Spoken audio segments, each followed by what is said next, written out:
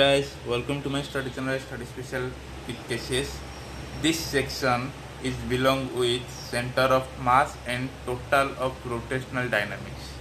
In this video I can use the some language of Hindi and some language of Odia because my agenda is to elaborate total concept between you. Not my I don't want to कि I only speak in English or Hindi but you can't understand. Okay, तो मैं उस हद तक जाऊंगा जब तक आपका एवरी कंसेप्ट क्लियर ना हो. ओके, तो according to the definition of center of mass, the concept of center of mass in describing the overall motion of the system by replacing the system by an equivalent single point where the entire mass of the body or system is supposed to be concentrated. मैंने एक coin लिया, ये coin है, मैंने इसको घुमाया. तो घुमाने से क्या हुआ, मैं जब इसको घुमा रहा हूँ तो मुझे इसका एवरी पॉइंट का मोशन को एनालाइज करना.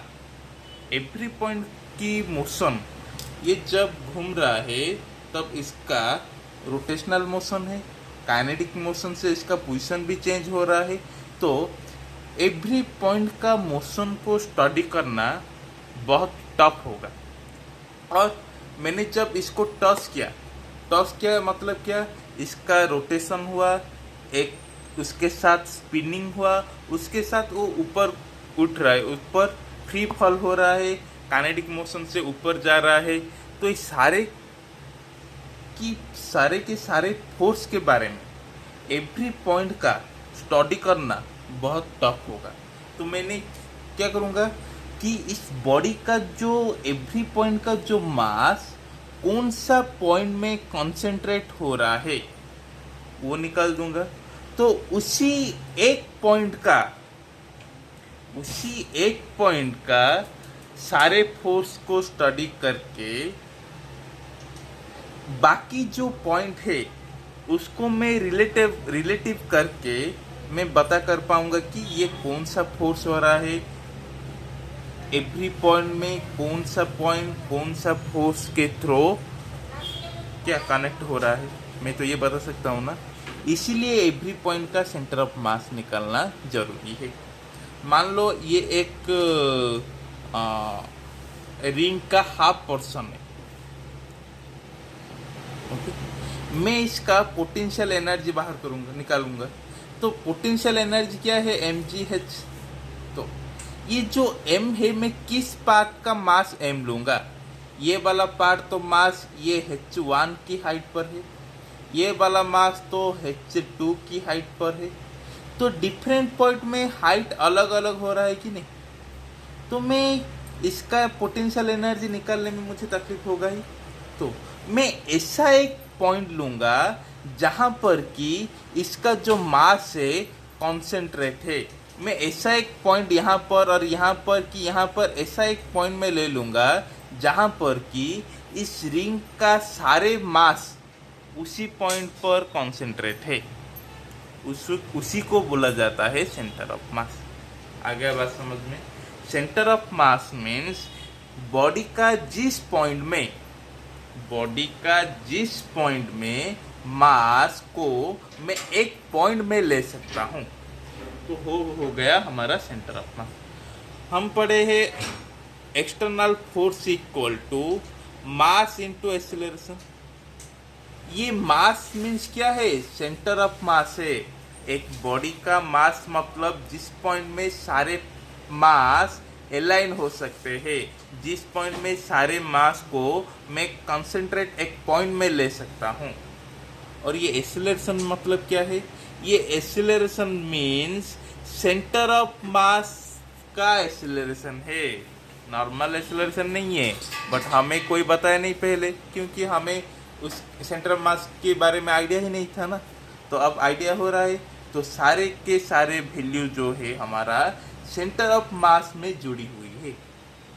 किसी ऑब्जेक्ट का वेलोसिटी निकालना है तो मान लो ये ऑब्जेक्ट, ये जो व्हीकल है, ये 10 मीटर पर सेकेंड में मूव हो रहा है।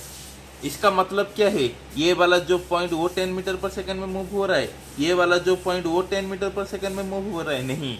इसका जो मास है उसको मैं एक सेंटर ऑफ मास में एक पॉइंट में कॉन्सेंट्रेट किया, वो वाला पॉइंट 10 मीटर पर सेकेंड में मूव हो रहा है। जैसे कि हम देखते हैं 2 पॉइंट की डिस्टेंस, मतलब क्या है, इस सेंटर से इस सेंटर का डिस्टेंस।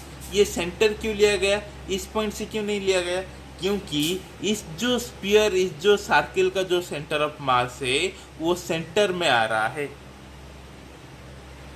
ओके, आ गए बात समझ में। तो डिफरेंट बॉडी का सेंटर ऑफ मास अलग अलग है। 2 टाइप का बॉडी है, there are 2 types of body. What is, where it is uniform, another is non-uniform. Uniform means क्या है, जहां पर जिस बॉडी पर मास जो है वो यूनिफॉर्मली डिस्ट्रीब्यूटेड है, जो कि चारों तरफ सिमेट्रिक है, चारों तरफ सिमेट्रिक है, वो होता है यूनिफॉर्म। तो यूनिफॉर्म बॉडी का सेंटर ऑफ मास कहाँ होता है, सेंटर में होता है। कैसे, एग्जाम्पल दो, चलो एग्जाम्पल ही देखते। देखो, यूनिफॉर्म होलोस्फीयर, होलोस्फीयर का जो सेंटर ऑफ मास में है वो सेंटर ऑफ स्फीयर में आएगा। सॉलिड स्फीयर, उसका भी सेंटर ऑफ मास सेंटर में आएगा। सर्कुलर रिंग, उसका भी सेंटर में। यूनिफॉर्मल डिस्क, यूनिफॉर्म सर्कुलर डिस्क, उसका भी सेंटर है। यूनिफॉर्म रॉड, रॉड का भी सेंटर में आएगा। जैसे मान लो ये रॉड है तो इसका सेंटर क्या होगा, ये होगा। मान लो ये रिंग है, डिस्क है और सर्कल है, इसका सेंटर ऑफ मास क्या आएगा, सेंटर में आएगा। Plane square lamina, that means एक प्लेट, जो स्क्वायर वाला प्लेट है, इसका सेंटर ऑफ मास कहाँ आएगा, इसका सेंटर में ही आएगा। तो इसका सेंटर कौन सा वाला है, जिस पॉइंट में इसका दोनों डायगोनल जॉइंट हुआ है वो है उसका centre. Triangular lamina, that means triangle का कहाँ पर आएगा, इंटरसेक्शन ऑफ ऑल मीडियन। क्या है, intersection of all median. Median का मतलब क्या है, a line from vertex of a triangle and which divide the front line in equal part. तो 3 साइड का 3 क्या आएगा, मीडियन निकलेगा। तो 3 मीडियन का जो सेंटर है, वो जो सेंट्रोइड, उसका वहां पर सेंटर ऑफ मास है। Okay, similarly hollow cylinder, solid cylinder, cylinder का सेंटर ऑफ मास कहाँ आएगा, कि मैंने जहां पर इसका एक्सिस को ज्वाइन कर लूंगा वहां पर इसका सेंटर ऑफ मास आएगा। एंड कोन एंड पिरामिड, कोन का सेंटर ऑफ मास कहाँ आने वाला है, जो इसका जो वर्टेक्स है, इसका मैंने मान लिया इसका हाइट h है, ये वर्टेक्स से 3/4h की दूरी पर इसका सेंटर ऑफ मास आएगा। तो मैं ये बोल सकता हूँ कि नीचे से h/4 के मास पर इसका सेंटर ऑफ मास आएगा। तब इसको याद रखना पड़ेगा कि यूनिफॉर्म बॉडी का सेंटर ऑफ मास कहाँ पर आता है। यूनिफॉर्म बॉडी का सेंटर ऑफ मास अत्यधिक सेंटर पे ही आता है। ओके, आ गया बात समझ में। चलो देखते हैं अब बोलूंगा कि मैं नॉन यूनिफॉर्म बॉडी का जो कि डिस्क्रीट मास कंट्रीब्यूशन है। डिस्क्रीट मास कंट्रीब्यूशन मीन्स यहाँ पर एक मास ले लिया मैंने m, यहाँ पर मैंने मास ले लिया 2m, और यहाँ पर मैंने मास ले लिया m, यहाँ पर मैंने मास ले लिया m, इसको मैंने एक स्ट्रिंग से कनेक्ट कर लिया। देखो ये क्या यूनिफॉर्मली मास कवर हो रहा है, नहीं। यहाँ पर मास है बट यहाँ पर मास नहीं, यहाँ पर मास है बट यहाँ पर मास नहीं, बट कनेक्ट हुआ है। तो इसका मैं सेंटर ऑफ मास कैसे निकालूं?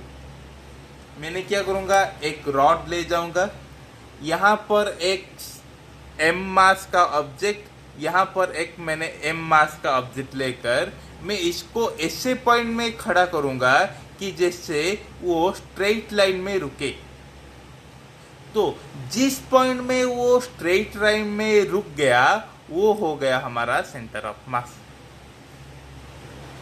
तो सिमिलरली एक मैंने मास m ले लिया, एक मैंने मास 2m ले लिया। तुम घर में एक डंडा लो और किसी एक साइड में थोड़ा कम मास, किसी थोड़ी साइड अदर साइड में थोड़ा ज़्यादा मास रखकर उसको बैलेंस करके देखो। तुम देखो कि जे इसका जो सेंटर ऑफ मास, जिसका मास सेम होगा उसका जो सेंटर ऑफ मास सेंटर में आने वाला होगा, जिसका भारी होगा उसका जो सेंटर ऑफ मास क्या टूवर्ड हेवी ऑब्जेक्ट, ये तो सेंटर यहाँ पर है ना, बट इसका जो सेंटर ऑफ मास वो क्या हो जाएगा, मूव हो जाएगा। कहाँ पर मूव हो जाएगा, टूवर्ड द हेवी बॉडी। आ गया बात समझ में? हाँ, तो अब देखेंगे कि सेंटर ऑफ मास कैसे निकलता है। ये है एक ग्राफ है, ये हो गया एक्स एक्सिस, ये हो गया वाई एक्सिस। जो m1 ऑब्जेक्ट है वो r1 पोजीशन वेक्टर पर है, m2 ऑब्जेक्ट है वो r2 पोजीशन वेक्टर पर। हमारा जो सेंटर ऑफ मास आएगा इसके बीचों बीच आएगा, बट जहां पर आएगा उसका जो सेंटर ऑफ मास का जो डिस्टेंस हो जाएगा उसको हम बोलेंगे radius of centre of mass. Okay, तो r1 क्या है, r2 क्या है, r1 r2 position vector of mass m1 and m2। rcm क्या है, position vector of centre of mass. तो इस radius of centre of mass को कैलकुलेट करने के लिए फॉर्मूला क्या है, m1 into r1 plus m2 into r2 by m1 plus m2। ये हो गया सेंटर ऑफ मास निकालने का फॉर्मूला। ये जो सेंटर ऑफ मास 1D में निकल सकता है, 2D में निकल सकता है, 3D में निकल सकता है। 1D पे मतलब सिर्फ एक रॉड का सेंटर ऑफ मास निकाल पाएंगे हम। रॉड ऑफ सेंटर ऑफ मास निकालने के लिए सिर्फ एक्स एक्सिस में मेजर करना होगा, हाँ कि नहीं। अब जब एक स्क्वायर का और एक स्क्वायर का सेंटर ऑफ मास निकालेंगे तो उसका क्या एक्स एक्सिस में मेजर करना पड़ेगा, वाई एक्सिस में भी मेजर करना पड़ेगा, वो हो गया 2D। जब स्फीयर का और कोन का सेंटर ऑफ मास निकालना होगा तो क्या एक्स एक्सिस पे, वाई एक्सिस पे एंड जेड एक्सिस पे, तीनों एक्सिस में भी सेंटर ऑफ मास निकालना पड़ेगा, जो हो जाएगा 3D। तो 3D के लिए 3 कोऑर्डिनेट आएगा, एक x कोऑर्डिनेट का सेंटर ऑफ मास, एक y कोऑर्डिनेट का सेंटर ऑफ मास, एक z कोऑर्डिनेट का सेंटर ऑफ मास। तो x कोऑर्डिनेट का सेंटर ऑफ मास क्या होगा, m1 x1 plus m2 x2 by m1 plus m2। y coordinate का सेंटर ऑफ मास क्या होगा, m1 y1 plus m2 y2 by m1 plus m2। z centre of मास का z coordinate क्या होगा, m1 z1 plus m2 z2 by m1 plus m2। जब ये मैं 2D calculation निकालने जाऊंगा तो XCOM निकालूंगा, YCOM निकालूंगा, वहां पर ZCOM का वैल्यू क्या हो जाएगा, 0 हो जाएगा, क्योंकि 2D में तो x एंड y ही है ना, z एक्सिस तो नहीं है ना। जब मैं 1D निकालने जाऊंगा तब XCOM निकालूंगा तो YCOM 0 हो जाएगा, YCOM निकालूंगा तो XCOM क्या हो जाएगा, 0 हो जाएगा। आ गया बात समझ में? ओके, तो अब चले क्वेश्चन के तरफ। देखो ये बोला है, क्या है क्वेश्चन, ये क्वेश्चन बोला है कि जो मास m1 मास है उसका जो मास है m एंड m2 का मास है 2m। m का जो कोऑर्डिनेशन पॉइंट है वो है 10, 2m का जो कोऑर्डिनेशन पॉइंट है वो है 40। तो हमें इस टोटल सिस्टम का सेंटर ऑफ मास निकालना है। ये जिसलिए कि यहाँ पर कोऑर्डिनेट x एंड y दिया है, तो z का वैल्यू क्या होगा, z का जो वैल्यू होगा वो 0 होगा कि नहीं। तो z का वैल्यू 0 हो गया तो z का सेंटर ऑफ मास भी क्या हो जाएगा, 0 हो जाएगा। y एंड x कोऑर्डिनेट दिया है तो हमारा सिर्फ x centre of mass and y coordinate of centre mass ही निकल पाएगा। z coordinate of centre mass का कुछ सवाल ही नहीं उठता। ओके, तो x सेंटर ऑफ मास का हमारा फॉर्मूला क्या था, x1 m1 plus x2 m2 by m1 plus m2। ये जो कोऑर्डिनेशन पॉइंट है ये क्या है, x1 y1 है, x2 y2 है। ये जो कोऑर्डिनेशन पॉइंट जो क्या है वो x1 y1 है, x2 y2 है। एंड ये हमारा मास हो जाएगा m1, ये मैंने ले लिया इसका मास m2। तो वैल्यू पुट कर लो, x1 के जगह पर 1, m1 के जगह पर m प्लस x2 के जगह पर m, m2 के जगह पर 2m by m plus 2m। तो क्या हो जाएगा, m plus 8m 9m by 3m। तो x coordinate of centre of मास हो जाएगा 3। अब देखेंगे YCOM क्या है, y1 m1 plus y2 m2 by m1 plus m2 की नहीं। बट यहाँ पर तो y का वैल्यू 0 है तो YCOM क्या हो जाएगा, 0। तो सेंटर ऑफ मास का कोऑर्डिनेट क्या हो जाएगा, 30। 30 कहाँ पर आएगा, यहाँ पर 10 है, यहाँ पर 40 है, इसका जो सेंटर आएगा वो हो जाएगा 20। तो 30 कहाँ पर आएगा, यहाँ पर। तो इस सिस्टम का सेंटर ऑफ मास कहाँ पर आया, 30 पे आया। अब देखो इसका जो सेंटर क्या है यहाँ पर है, जिसलिए कि ये मास थोड़ा ज़्यादा है इसलिए इसका सेंटर ऑफ मास ज़्यादा मास तरफ थोड़ा साइड हो गया है। ओके, आ गया बात समझ में। हाँ, अब ये क्वेश्चन पूछा है कि यहाँ पर सेंटर ऑफ मास m है, सॉरी यहाँ पर ऑब्जेक्ट एक है जो उसका मास है m है, यहाँ पर एक ऑब्जेक्ट है जिसका कि मास है 3m है। एंड ये दोनों d डिस्टेंस में सेपरेट हुए हैं, तब इसका सेंटर ऑफ मास निकालो। यहाँ पर क्या दिया था, यहाँ पर दोनों मास का कोऑर्डिनेट दे दिया था। यहाँ पर कोऑर्डिनेट दिया था मतलब क्या है, इसका जो ओरिजिन को यहाँ पर ले गया था, जिसलिए इसका ओरिजिन यहाँ पर ले गया तो हमारा कोऑर्डिनेट ये दे चुका है इसलिए हमें इजी हो गया। बट यहाँ पर कोऑर्डिनेट नहीं दिया है तो मैं क्या करूँगा, मैं ओरिजिन पॉइंट को इंडिकेट करूँगा। तो ये जो ओरिजिन पॉइंट मैं जहाँ पे भी दे सकता हूँ, मैं इसको ओरिजिन ले सकता हूँ।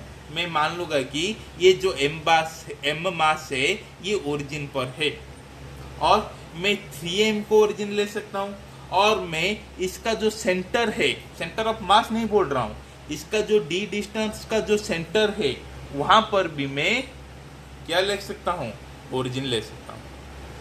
तो तीनों का ओरिजिन, इसका जो ओरिजिन है जहाँ पर मैं यहाँ पर भी ओरिजिन ले सकता हूँ, मेरा मर्जी।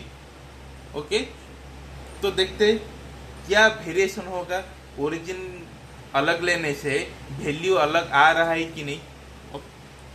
मैंने बोल दिया कि ये जो m है ये ओरिजिन पर खड़ा है, ओरिजिन पर खड़ा होगा तो इसका जो कोऑर्डिनेट क्या हो जाएगा, 0 0 हो जाएगा। ये 0 0 हो गया तो ये जो लाइन है ये x एक्सिस पर खड़ा हुआ है, x एक्सिस पर खड़ा होगा मतलब इसका जो कोऑर्डिनेट आएगा वो क्या आएगा, d0 आएगा कि नहीं। तो इसका मास m है, इसका मास 3m है, इसका जो कोऑर्डिनेट है 0 0, इसका जो कोऑर्डिनेट है d0। अब XCOM निकालेंगे। देखो जब बोला है ऑब्जेक्ट एक लाइन पे खड़ा है, लाइन पे खड़ा है, इसका मतलब सिर्फ एक्सियोम निकालना। इसका जो वाई सीओएम क्या हो जाएगा, 0 हो जाएगा, क्योंकि ऑब्जेक्ट लाइन पे खड़ा है, मतलब इसका जो ऊंचाई है वो 0 है। एंड यहाँ पर भी तो डोनेट किया गया है, इसका जो ऊंचाई 0 है। ओके, एक्सियम क्या हो जाएगा, m1 x1, m1 क्या है m, x1 क्या है 0, plus m2 x2 3m into D by m plus 3m। तो क्या हो जाएगा 3md बाई 4m।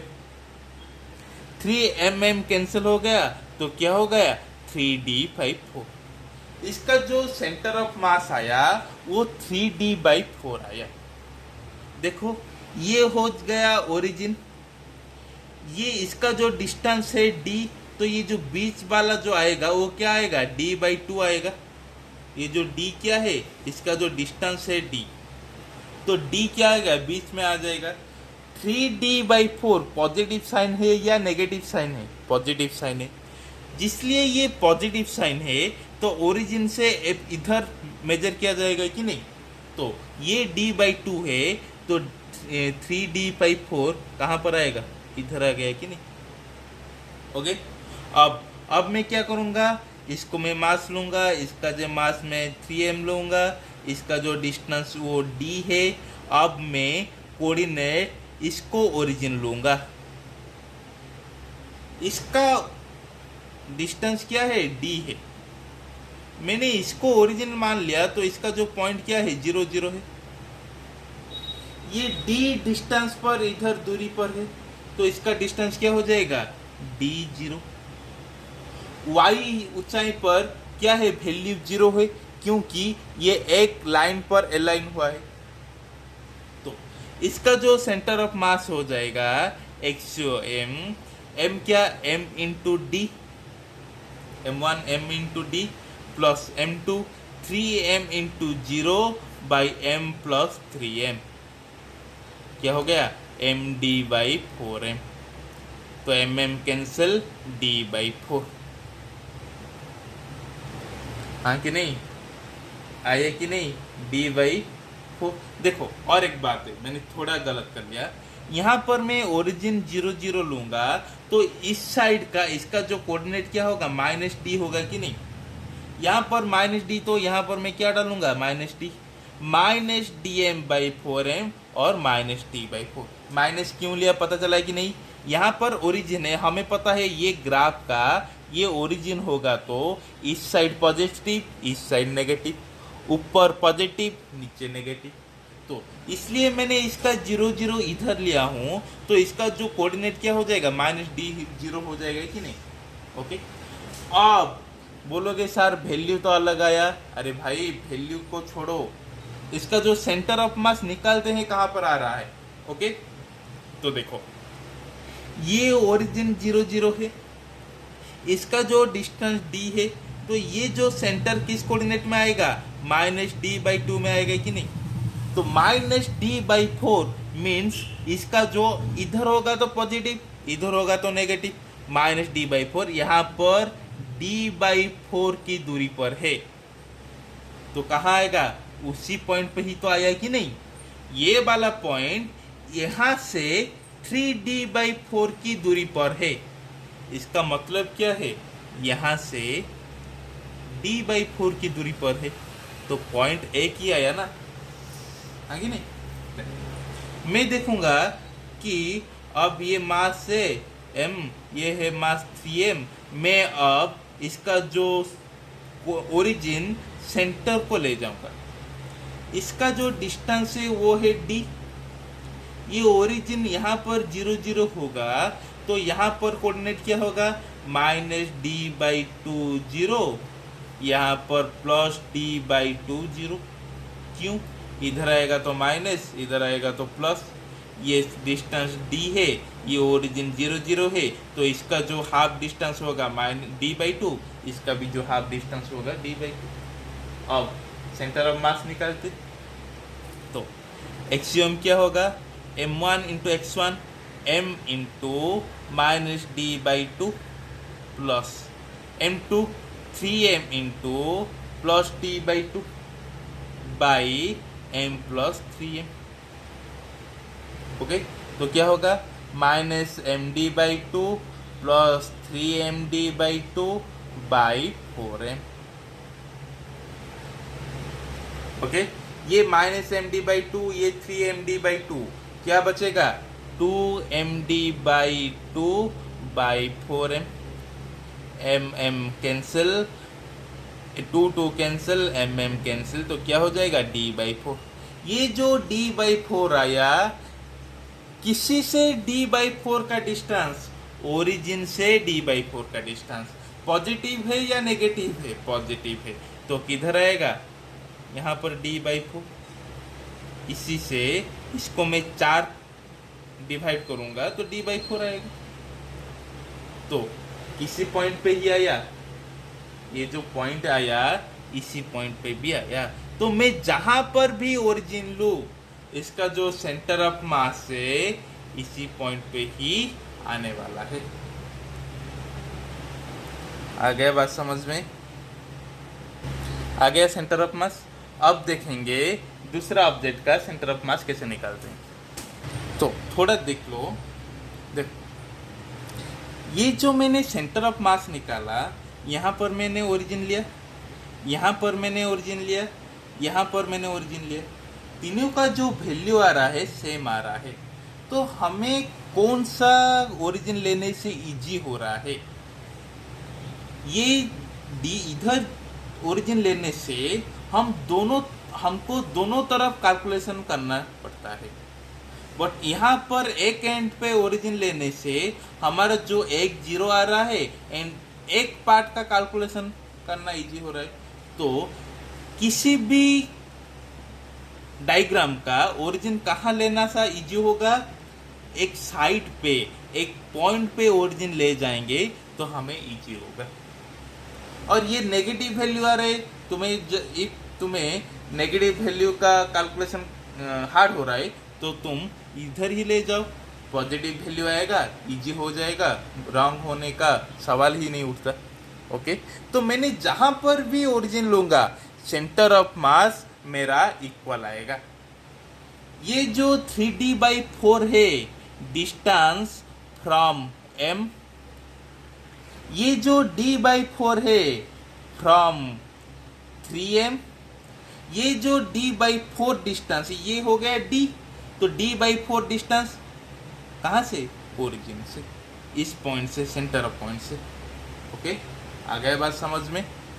d/4 मतलब क्या है? मान लो ये 4 मीटर दिया है, d/4 means 1 metre, 1 metre from this centre.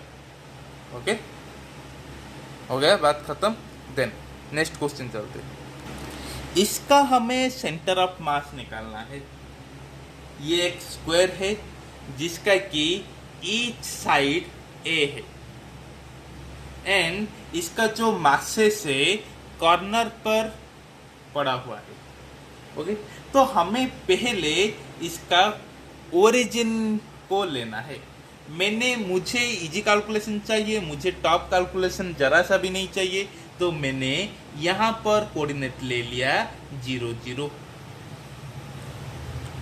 Okay, यहाँ पर 0 0 कोऑर्डिनेट होगा, तो इस पॉइंट का कोऑर्डिनेट क्या होगा? ये x से a डिस्टेंस की दूरी पर है, y से तो 0 है, क्यों? ये एक ही लाइन पर है, तो y का कोऑर्डिनेट क्या हो गया? 0 हो गया। ये जो है, ये जो पॉइंट है मास 2m वाला, ये क्या है?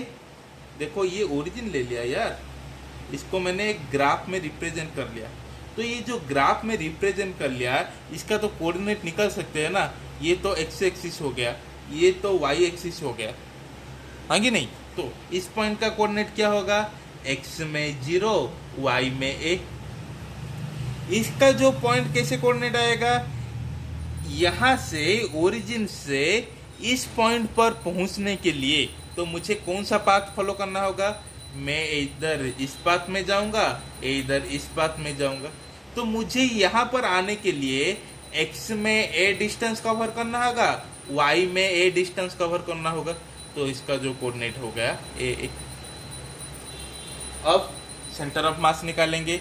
ये क्या है, स्क्वायर है, तो हमें इसका कौन सा दोनों कोऑर्डिनेट निकालना होगा, जो है एक एक्स-COM एंड अनदर है y-COM। तो पहले एक्स-COM निकालते हैं। एक्स-COM मतलब क्या है, m1 x1, m1 क्या है 3m, ये मान लो ये m1 है, ये m2 है, ये m3 है, ये m4 है, ये x1 y1 है, ये x2 y2 है, ये x3 y3 है, ये x4 y4 है। ओके, तो एक्सएम क्या है, एक्सएम सेंटर ऑफ मास क्या है, m1 into x1 into 0, m2 into x2 into a, m3 into x3 into a, m4 into x4 into 0 by 3m plus 4m plus m plus 2m, क्या आ जाएगा 5ma by 10m, जाएगा answer a/2। Okay, then y-CM का निकालेंगे, क्या है m1 into y1 3m into 0 plus m2 into y2 4m into 0 plus m3 into y3 m into a, m4 into y4 2m into a by 3m plus 4m plus m plus 2m 10m, तो क्या हो गया 3ma by 10m, mm cancel 3a/10। तो ये जो x coordinate origin से कितना distance पर आएगा a/2, ये हो गया ओरिजिन, ये हो गया टोटल लेंथ a/2, तो एक्स-COM कहाँ पर आने वाला है a/2, इस लाइन पर आने वाला है। कहाँ पर, इस लाइन पर आने वाला है। x से a/2 की दूरी पर एक लाइन खींच देना है, वो सेंटर ऑफ मास इसी लाइन पर लाइन होने वाला है।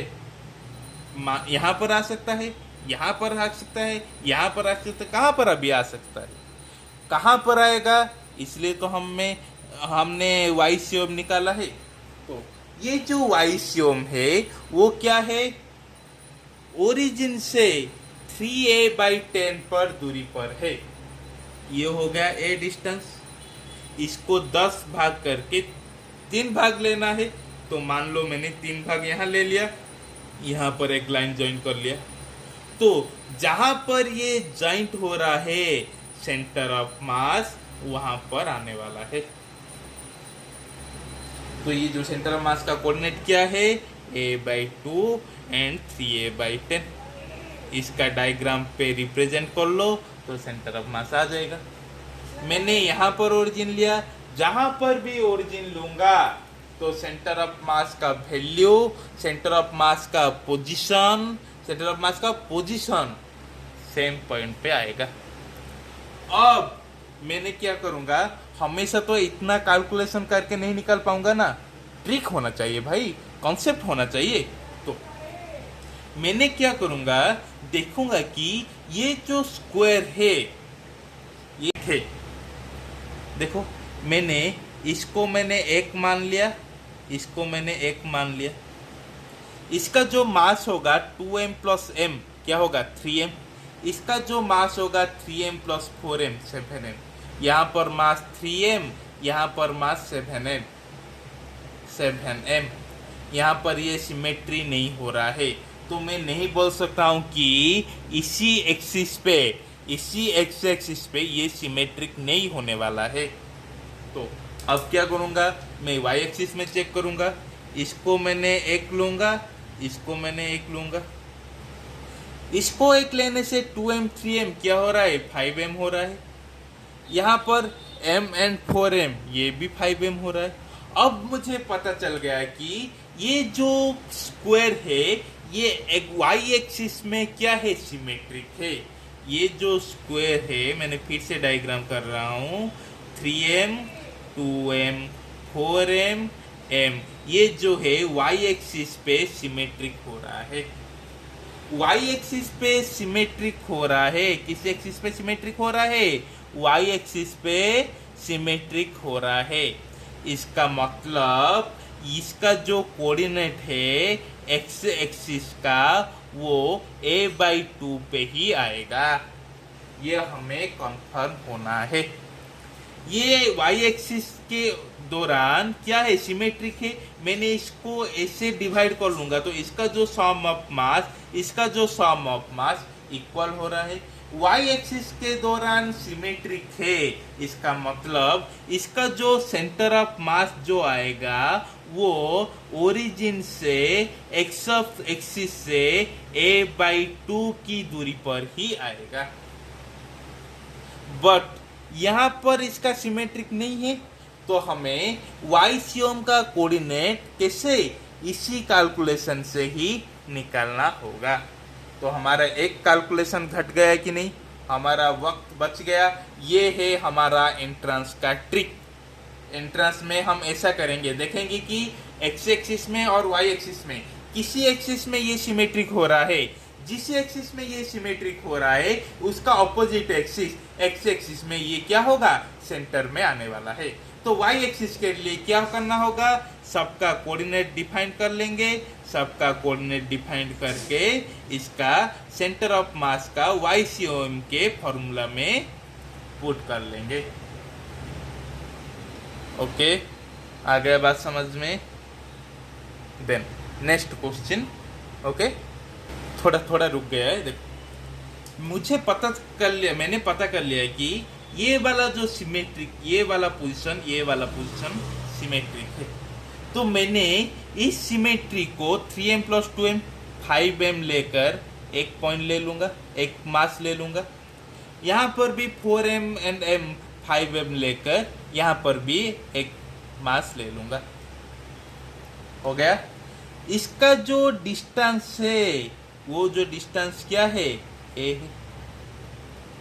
फर्दर कैलकुलेशन मैंने देख लिया कि ये सिमेट्रिक वाला है। सिमेट्रिक जहां पर देखो, यहां पर मान लो कि सिमेट्रिक हो जाता तो यहां पर ऐसे ले जाते,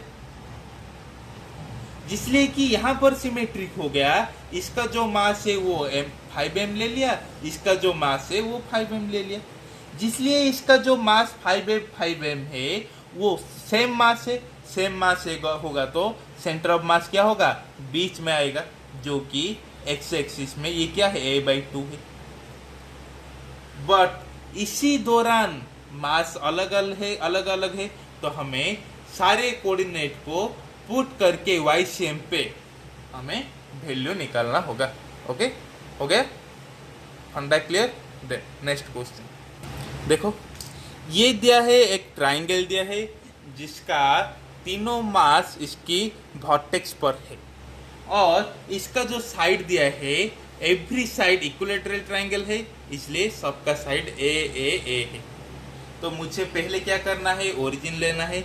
मैंने इसको यहाँ पर ग्राफ में रिप्रेजेंट करने के लिए ओरिजिन ले गया। इसका जो यहाँ पर डिस्टेंस होगा ये क्या होगा? a0 होगा। बट इस वर्टेक्स पर कोऑर्डिनेट क्या होगा? अब देखो, ये जो एक इक्विलैटरल ट्राइंगल है इसका जो वर्टेक्स है वो क्या आएगा? मिड लाइन पर आएगा कि नहीं? तो ये एक्स एक्सिस में डिस्टेंस क्या हो गया? a/2। अब देखेंगे कि वाई एक्सिस में कितना डिस्टेंस है। ये जो हाइट वाई एक्सिस में कितना है? कैसे होगा? ट्रिग्नोमेट्रिक याद है? मान लो ये इक्विलैटरल ट्राइंगल है, मान ले क्या इक्विलैटरल ट्राइंगल है, ये एंगल क्या होगा? 60 डिग्री, या क्या हो जाएगा? 30 डिग्री। तो मैंने यहाँ पर एक ट्राइंगल बनाना है, ये 30 डिग्री, तो ये भी क्या हो जाएगा? 60 डिग्री। मुझे ABC ट्राइंगल है जहां पर BC का जो वैल्यू है A है। ये क्या है?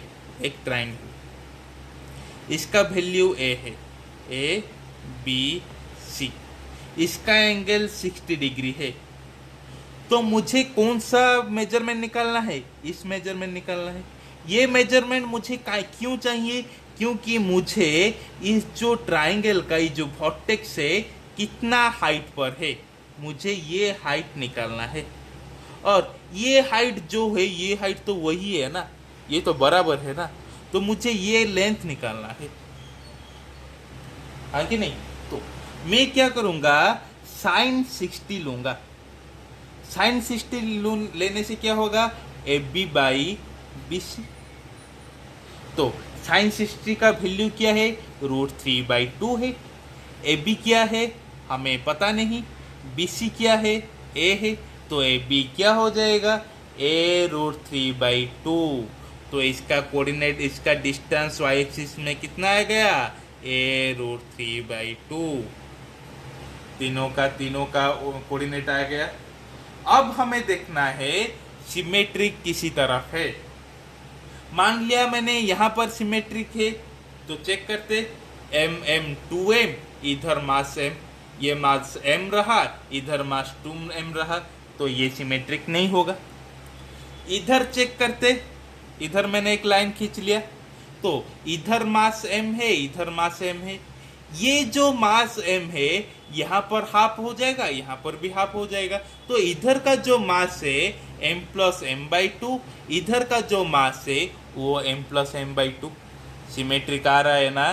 तो क्या y एक्सिस पे सिमेट्रिक आ रहा है, तो मैंने इसका जो मास हुआ वो m + m/2 एक तरफ, दूसरी तरफ क्या, m + m/2। कितना डिस्टेंस पर है, a डिस्टेंस पर है। एक्स एक्सिस में सिमेट्रिक है, तो इसका जो एक्सेसियम हो जाएगा, y एक्सिस पे सिमेट्रिक है कि नहीं, तो ये इसका जो एक्सेसियम हो जाएगा कितना डिस्टेंस पे, देखो इसका जो मास सेम है, इसका जो मास सेम है, तो सेंटर मास क्या आएगा, सेंटर में आएगा, कितना दूरी पर आएगा, a/2 की दूरी पर आएगा। तो एक्सेसियम क्या हो जाएगा, a/2 हो गया। अब देखेंगे YCM क्या है, m1y1 + m2y2 + m3y3/m1 m2 m3, हाँ कि नहीं। तो निकालो, m1y1 m × 0, m2y2 m × 0, m3y3 m × a√3/2/m1 + m2 + m3। Okay, am√3/2/3m, mm गया खास चरने, तो क्या बचा, a√3/3 × 2। √3 को यहाँ 3 पर कट जाएगा, तो a/2 √3। तो सेंटर ऑफ मास का कोऑर्डिनेट क्या आया, एक्सिसियम के बराबर a/2, वाईसियम के बराबर a/2 √3 आ गया वैल्यू। बात खत्म। देन नेक्स्ट में देखेंगे, ये हो गया 2D का बात। अब देखेंगे 3D का बात। देन देखो, ये दिया है एक 3D का क्यूब दिया है। यह हमारा है x एक्सिस, ये है हमारा y एक्सिस, ये हमारा z एक्सिस। देखो एक्सिस तो नहीं दिया है, सिर्फ एक क्यूब दिया होगा, इसका जो मास ऐसे दे दिया होगा, ये एक क्यूब है। ओके, इसका जो मास है, इसका कॉर्नर पर वैल्यू दे दिया होगा, तो इसका सेंटर ऑफ मास पूछना होगा। तो हमें ओरिजिन लेना है पहले। ओरिजिन मैंने क्या करूँगा, इसको मैंने ओरिजिन ले लूँगा, मुझे इजी होगा। तो ये ओरिजिन हो गया 0 0 0।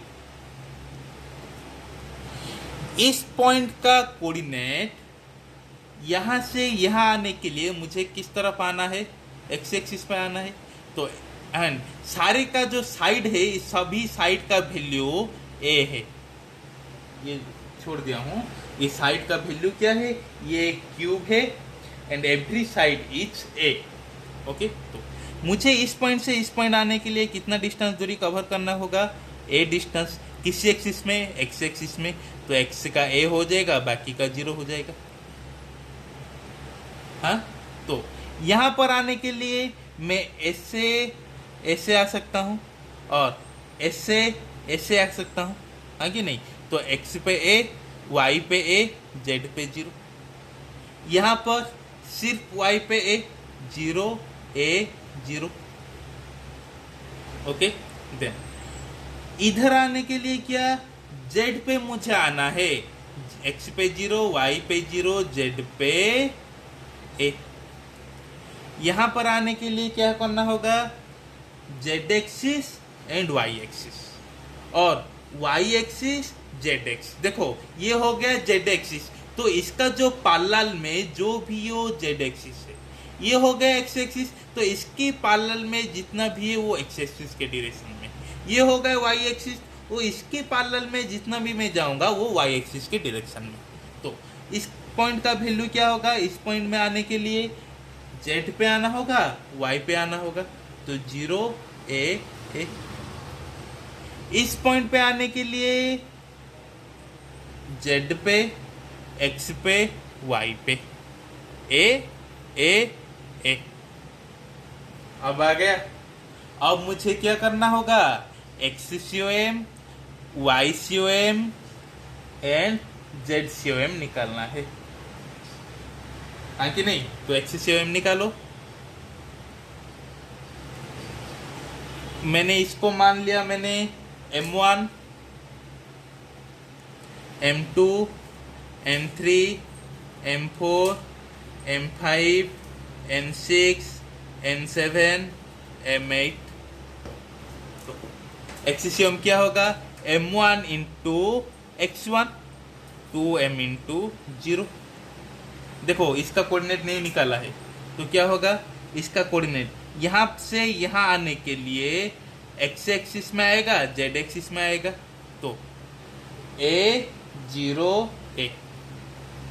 ओके, तो 2M into X1, 2M into A, plus M3 into X1, M into A, M4 कहाँ गया, M4 into X1, M into 0, M5 into X1, 2M into 0, M6 into X1, M into 0, M7 into X1, 2M into A, M8 into X1, M into A, by 2M plus 2M plus M plus M plus 2M plus M plus 2M plus M।